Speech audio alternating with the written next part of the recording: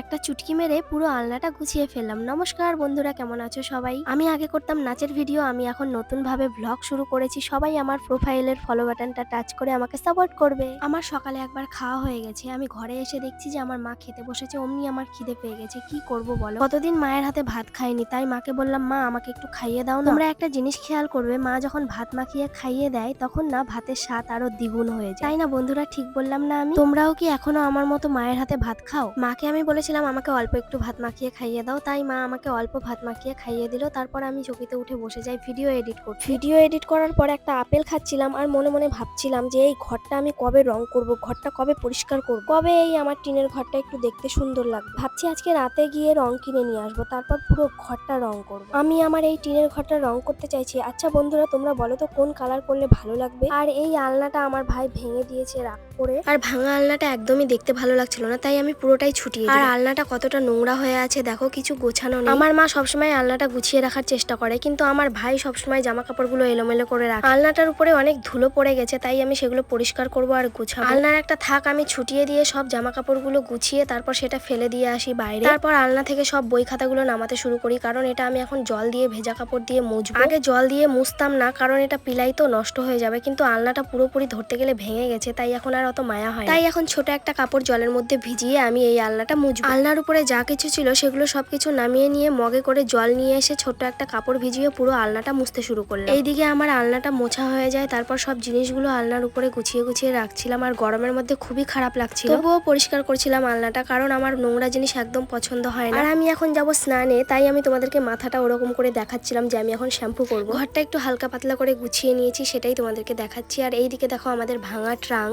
আমাদের না একটা ট্রাঙ্ক কিনতে হবে, কারণ বাড়িতে জিনিস রাখার মতো বড় একটা বাক্স নেই। মা একা একাই জল নিয়ে আসছিল মার্শাল থেকে, তাই আমিও চলে যাই মায়ের সাথে মার্শালে জল আনতে। মাকে বললাম যে আমার স্নান করার জল তোমাকে নিয়ে আসতে হবে না, আমি নিজেই নিয়ে আসবো। স্নান করার জল এনে আমি বাথরুম থেকে স্নান করে বেরিয়ে পড়ি, এখন জামা কাপড়গুলো মেলে দিই। তারপর চলে আসি ঘরে। আমার না জানি না কেন মনে হয় গরমের দিনে স্নান করার পরে আরো বেশি গরম লাগে, তাই ঘরে এসে সঙ্গে সঙ্গে ফ্যানটা চালু করে দিয়েছি। সবাই বলে ভেজা চুলে চিরুনি করতে হয় না, তাহলে নাকি চুল উঠে যায়। হয়তো কথাটা সত্যি, তাই তো আমার এত পরিমাণে চুল উঠে। তোমরাই দেখো কি পরিমাণে আমার চুল উঠছে। মেঘ আমার সাথে বেইমানি করলো, কারণ আমি এখন ভয়েস ওভার দিচ্ছি, এখন বাজে বিকেল 5টা আর হালকা হালকা বৃষ্টি শুরু হয়ে গেছে। এদিকে আমি সিঁদুরটাও পরে নিলাম। কেমন লাগে বলো বৃষ্টি হলে? টিনের ঘরে থাকি আমি, এখন ভয়েস ওভার দিতে আমার কতটা কষ্ট হচ্ছে। ব্যাকগ্রাউন্ড সাউন্ডটা একদম ভালো আসবে না। স্নানের পরে আমি একটু দুধ মুড়ি ভিজিয়ে খেয়ে নিচ্ছি, কারণ আমার প্রচুর খিদে পেয়েছে আর ভাত একদম খেতে ইচ্ছা করছে না। এইদিকে শেষের দিকে একটু দুধ মুড়ি থেকে গেছিল, সেটা খেতে ইচ্ছা করছিল না, তবুও জোর করে খেয়ে নিলাম চুমুক দিয়ে। আমি কিন্তু কখনো দুধ মুড়ি খাই না, কিন্তু আজকে জানি না কি মন হলো, কখনো কখনো যে জিনিসটা খাই না আমরা দেখবে সেটা খেতে ইচ্ছা করে, সেরকমই আমার সাথে হয়েছে। গতকাল বাবা বাজার থেকে আপেল নিয়ে এসেছিল, তাই দুটো আপেল নিয়ে বসে পড়লাম খেতে। দুধ মুড়ি খেয়ে আমার পেট একদম ভরে গেছে। একটা আপেল খেতে খেতে আর মনে হচ্ছে না যে অন্য আপেলটা খাই, তাই সেটা রেখে দিলাম। আর দুপুরে খাওয়া দাওয়ার পর আমার এত পরিমাণে ঘুম পাচ্ছিল, তাই বিছানাটা একটু ঠিক করে নিচ্ছিলাম, একটু ঘুমাবো বলে। আর আমার ভিডিওগুলো যদি ভালো লেগে থাকে সবাই প্লিজ লাইক করে দিও। নতুন নতুন ভ্লগ শুরু করেছি, বুঝতে